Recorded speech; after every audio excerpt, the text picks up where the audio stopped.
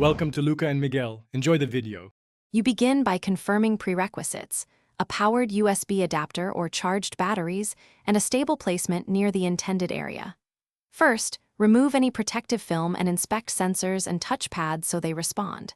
Now plug into power or insert batteries and press the power button once. This wakes the unit. Once done, observe the indicator.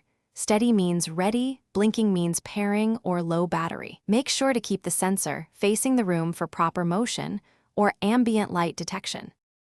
You now set the operational modes.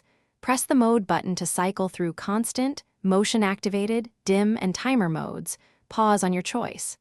Next, adjust brightness using the touchpad or +/- buttons. Lower brightness saves power and reduces glare.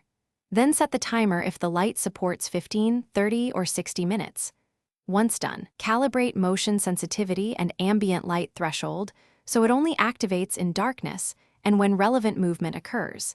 This prevents false triggers and prolongs lifespan. You finish by testing the setup.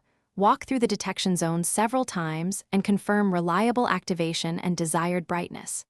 Then secure the fixture using the included adhesive, screws, or magnetic plate so it stays aligned. Make sure wiring or charging access remains easy. If things go wrong, light is unresponsive or flickers, first reset power by unplugging or removing batteries for 10 seconds.